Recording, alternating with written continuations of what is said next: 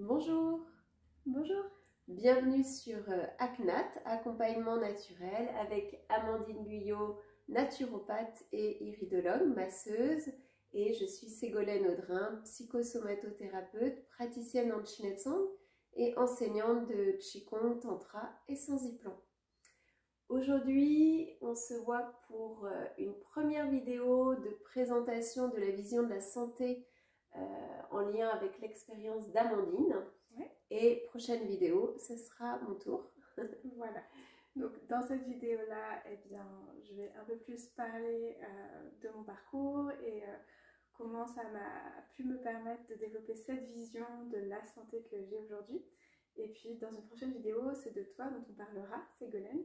Et on abordera ensemble justement les différents éléments qui ont fait résonance sur nos parcours. Donc, Amandine, pour en arriver à cette vision de la santé aujourd'hui et cet accompagnement que tu proposes et que nous proposons ensemble, quel a été ton parcours en lien avec la santé?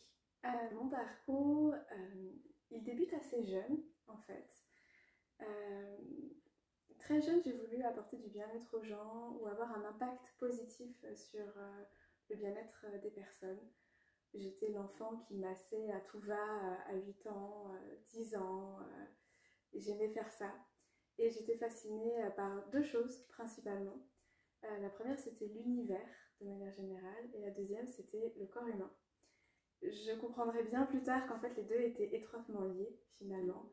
Entre l'infiniment grand et l'infiniment petit, c'était la même passion, la même envie d'apprendre, la même envie de comprendre ce qui se passait dans le corps humain.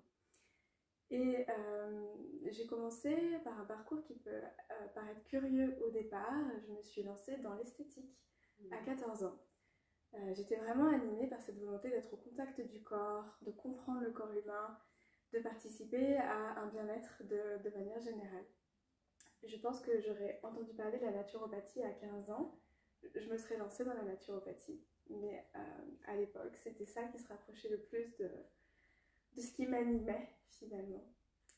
Et chemin faisant, j'ai cheminé à travers ça, j'ai expérimenté, j'ai pris beaucoup de plaisir à être au contact des personnes.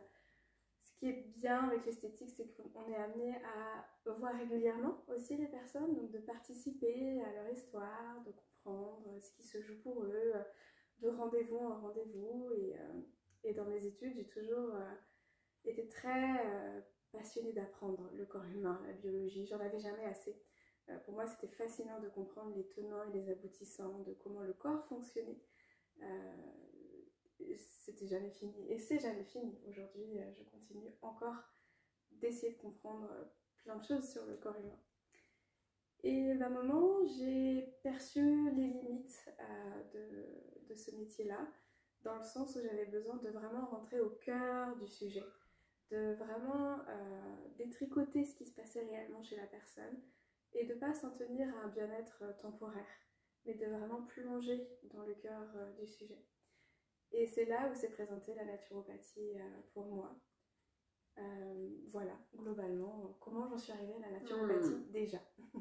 Et ces études de naturopathie, c'est combien d'années? Alors ça dépend des cursus, ça dépend des écoles. En tout cas pour moi, c'était 3 ans en alternance, dans le sens où c'était une semaine par mois pendant 3 ans. Avec beaucoup de travail personnel, de recherche. Voilà. Moi, ce qui me plaisait dans ce format-là, c'est que c'était une semaine de cours et 3 semaines pour travailler le sujet. Et ça permettait de ne pas enchaîner finalement les thématiques. Et moi, m'a donné du temps d'assimilation, d'intégration, de digestion. Et finalement, de faire mon chemin personnel aussi. Parce qu'on dit souvent que quand on apprend quelque chose, c'est d'abord sur soi-même qu'on l'expérimente. Et je trouve que c'est un temps d'intégration qui est essentiel, de le vivre soi-même, de s'intégrer en tant que naturopathe, de percevoir la naturopathie aussi en tant que client, patient, et pour pouvoir après redonner aux autres. Et Amandine, quelle découverte de toi-même as-tu fait à travers la naturopathie? Tout. Ce serait... ouais, tout en fait, parce que je me suis rencontrée en tant que personne.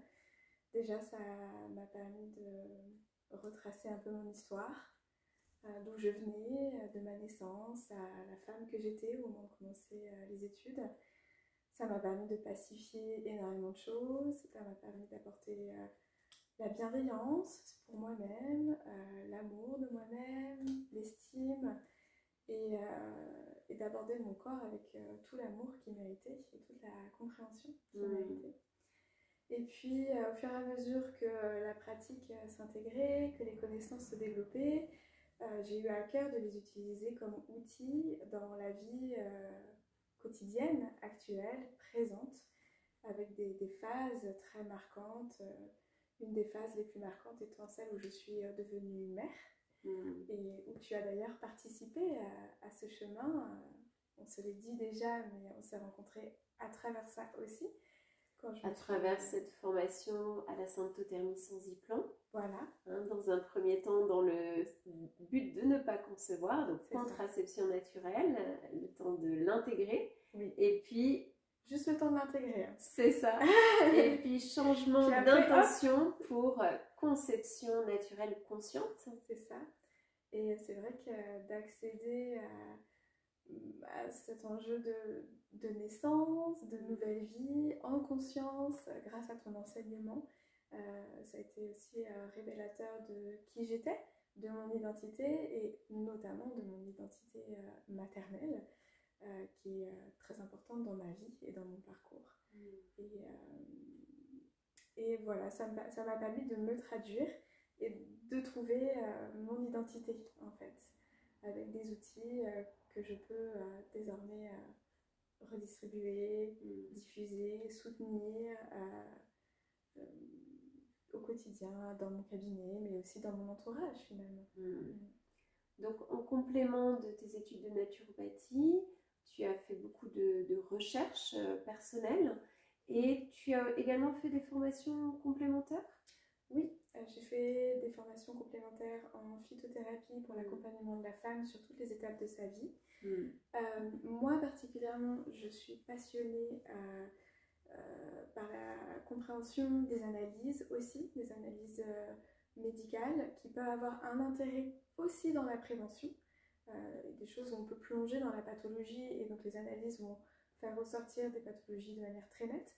Mais en naturopathie, on peut aussi voir se dessiner des tendances, des terrains, parfois des carences, donc plus pour l'aspect micronutritionnel, et faire des lectures croisées qui permettent de creuser plus loin sur le sujet, sur les besoins de la personne, avant qu'elle plonge dans un prévenir. C'est ça, prévention.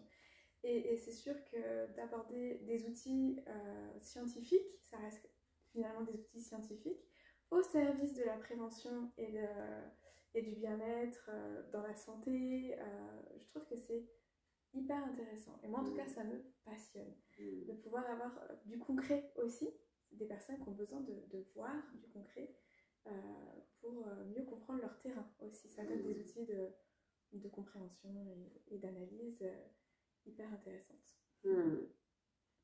Et qu'est-ce que j'ai fait d'autre comme formation? Le Chinetsang. Grâce à toi aussi. Donc toi, tu donnes régulièrement des formations en Chinetsang. Ça, c'était très révélateur dans ma pratique aussi. Comme je pratique beaucoup dans l'énergétique et dans la perception fine quand je masse, le Chinetsang est un canal extrêmement fort pour moi, avec des intensités de soins inégalées, je trouve. Je pense que tu me confirmeras que toi aussi tu vis des moments intenses en Chinetsang. Et je trouve que le Chinetsang est un soin qui s'intègre très bien dans le suivi naturel. Parce qu'on peut faire un bilan de vitalité en naturopathie, on peut intégrer un Chinetsang pour travailler les émotions, le cerveau émotionnel, intégrer, digérer les choses, faire un suivi en naturo avec l'évolution. Je trouve que ça s'intègre parfaitement bien. Donc, et puis on apprend tous les jours en fait. Et les personnes qui viennent me voir me font apprendre aussi. Et c'est ce que je trouve bien dans ce principe de santé, c'est qu'on n'est pas dans quelque chose où il y a quelque chose de très descendant. L'un et l'autre, on s'apprend aussi mutuellement. Et je trouve ça chouette comme dans les rapports humains. Pour conclure, quelle est ta vision aujourd'hui de la santé? Alors pour moi, la vision de la santé, elle est déjà nourrir la bienveillance avec soi-même, apprendre à être en accord avec son corps, qui participe en permanence à vouloir nous équilibrer, des choses qu'on va interpréter comme étant se mettre des bâtons dans les roues ou un corps qui ne suit pas. En fait, c'est pas vrai, c'est un corps qui essaie de soutenir ce qu'il peut soutenir, et c'est de recréer le lien et de pacifier le lien corps-esprit pour que les deux marchent en équipe et pas en s'affrontant l'un et l'autre. Donc pour moi, la vision de la santé, c'est de recréer le lien, recréer la connexion et la communication entre les différentes parties de ce qu'on est, pour recréer une harmonie et une écoute de soi-même et une compréhension de ses besoins. Et surtout, de se permettre d'avancer pas à pas et de ne pas être parfait. Moi, je prône une naturopathie où c'est ok de ne pas être parfait, où c'est ok de ne pas tout faire bien tout le temps. Parce qu'on est humain et on est avec notre humanité, et je prône vraiment ça, d'avancer à son rythme. Et c'est pas grave si c'est pas parfait, et c'est pas grave si ce jour-là on n'y est pas arrivé. Le principal, c'est de nourrir la bienveillance avec soi-même et de continuer d'avancer toujours. Et moi, je trouve que d'être dans la complémentarité, c'est merveilleux parce qu'on peut faire naviguer les personnes en fonction de leurs besoins. Et la personne n'est pas seule dans son chemin vers la santé. Voilà ma Merci beaucoup, Amandine. Merci à toi, Ségolène. Merci pour votre écoute et à bientôt pour une prochaine vidéo. À bientôt. Merci.